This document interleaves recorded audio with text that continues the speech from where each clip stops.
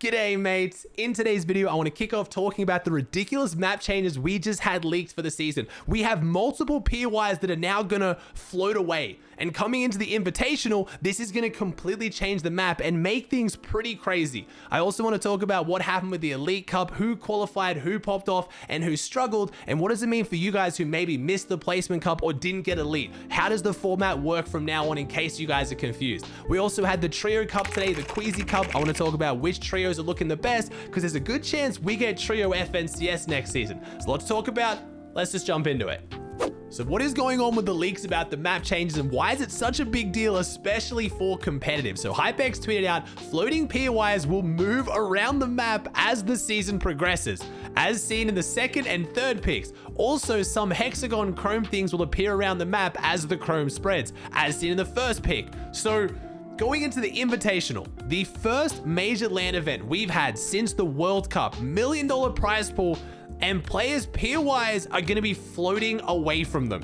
This just adds another element of ridiculousness. You probably noticed in my videos, I haven't talked a whole lot about the Invitational drop map, who's contesting who's dropping where, because it's changing every other day. So there's no real point looking at it like 2 months out when it's literally changing day by day. But not only that, now the map itself is going to be changing. I'm guessing not day by day, but week by week. So you can look at the images here. It's the Lazy Lagoon ship just floating around the map. You have the building that was over near condo floating around the map. You even have no sweat insurance at Tilted just floating away. It's just leaving. So drop spots are gonna entirely change throughout the season. So I have no idea what drop maps are gonna look like towards the end. I'm dropping on the ship in the middle of the open and this shack. Like, I don't know what it's gonna do, but it's gonna have massive impacts on competitors. So if you've locked down your drop spot for the season, preferably pick a drop spot that doesn't have any of these balloon buildings at them, because there's a very good chance your drop spot is not going to have them in a few weeks' time. On top of that, it looks like potentially Tilted might have even more map changes than just no sweat insurance leaving.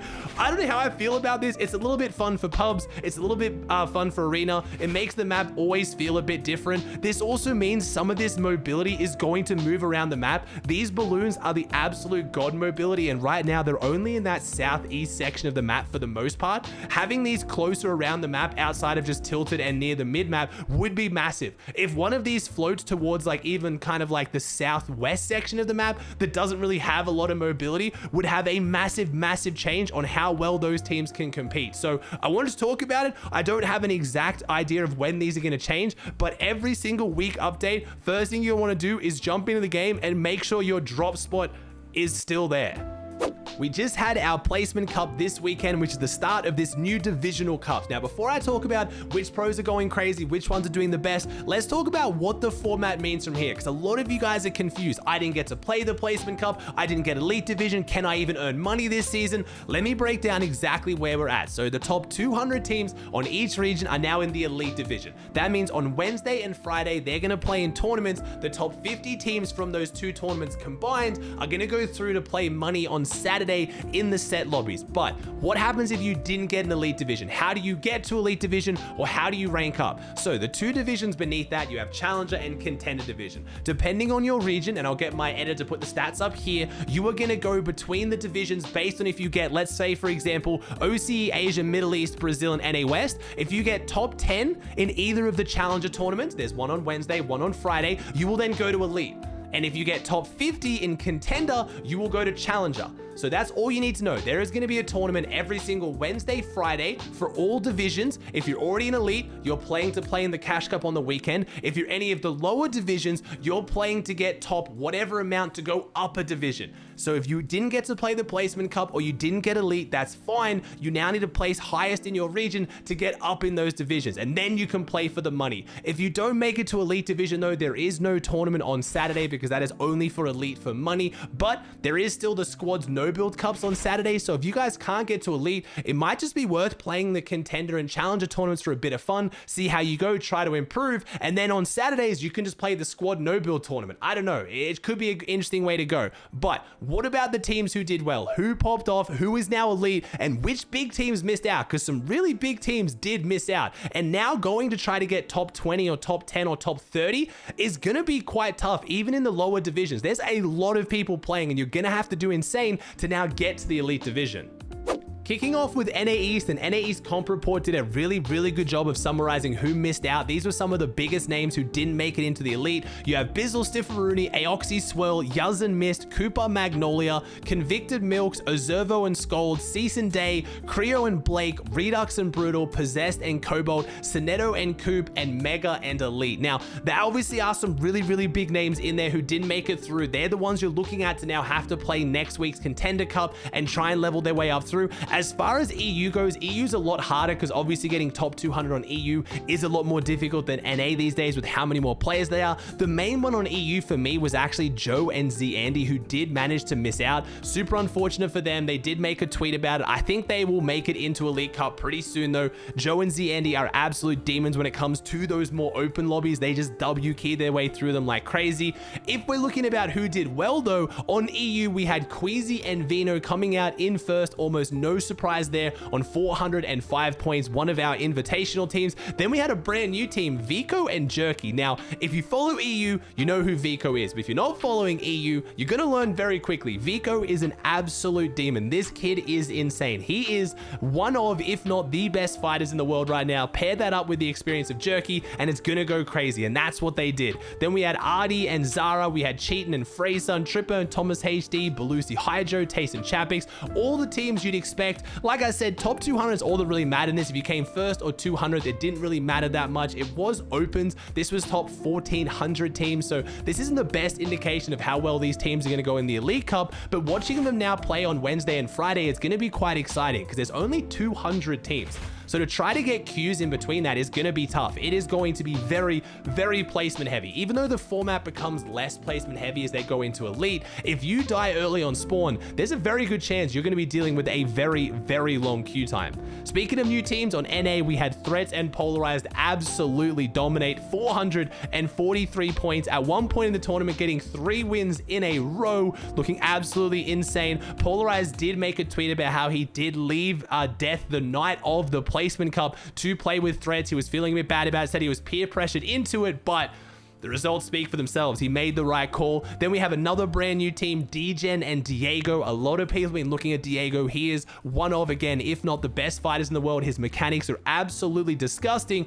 and everyone's been waiting for him to kind of find that IGL that can really harness him and put him to work, and it looks like it's Degen. And not just that, they're enjoying playing together. Degen made a tweet about how this is the first time he's enjoyed playing Fortnite in a really long time, which is a great sign to see how well Diego and Degen goes together. Then we had Seek and Nets, Jamper and Peterbot. That's the team I already talked about recently in the video, with Peterbot no longer playing with Byler going into Invitational, now taking Jamper along with him, and their first tournament together, they tie for third. It's a really good sign. We had Shaw and Zypher, Reciprocal Snaz, Pam's Too Fast, Trashy and Rise, Bucky and Lawrence. It is looking like Bucky season. Bucky is going crazy. He's playing scrims off stream with a coach. He's got a coach in his call most times he's competing. He really is focusing up and trying in these tournaments. Bucky still has all of his crazy stream antics where he's going nuts, he's yelling, going crazy, but when tournaments are on, Bucky's focused, and I'm really excited to see it. Then we had Squish and Pure, and a team I want to mention, Jaith and Nova. If you guys have been following Jaith, he's been going crazy in the no builds, but he decided to pick up a 0 earned player in Nova and prove that he can still place, and Jaith did it. He made a tweet calling out all the pros that egoed him, didn't want to play with him, picked up a 0 earned player, and then outplaced all but 10 of them. It was a really good start to the Elite Cup for him. I also want to include it here because I kind of have to. We managed to see the return of Arab. Yes, Inside the Mind Arab, your fellow Arab who came back, been doing a whole bunch of travel content, decided to stream the Elite Cup and prove that he is still one of the top 200 players in NA, qualifying alongside Tieko. I just wanted to put that in the video because I find that ridiculous. I find that amazing. Arab still got it. He is still going to be doing IRL content. He said he's not returning to competitive, and unfortunately, because of the new format with the Elite Cup having to qualify in every single region for Elite Cup, he's not even really going to be able to play that many of the tournaments, but hey, it was great while it lasted. It wasn't just about duos. We did actually have a trio cup today as well. We had the Queasy Cup, the first of our content creator cups, but unfortunately, it did have a few issues. A lot of people pointing out the content creator cups just don't feel like they used to, and the main reason for that being is because they're still splitting the prize pool across every region. $10,000 is a lot of money. That's amazing. But once you split it across 7 regions, most regions like OCE, for example, only first place gets money, and it's a couple $100s. I know what you guys always say, Fortnite pros are entitled, they complain too much, they expect too much money. It took 6 hours to play. I mean, if you just go work a part-time job, you're gonna get close to earning the same amount as winning the entire region out of tens of thousands of people. And I know what you're gonna say, it's not all about the money, it's about the game. And I agree, the opens were really good. Everyone was having fun, everyone was loving it. Trios felt so fresh and new, and I'm really excited to see if we get trios as the next FNCS game mode. But by the time it got to set lobbies, for example, EU and NA East, the 2 highest prize pool regions, by game 6, a third of the lobby weren't even playing. EU's last game started with less than 70 players.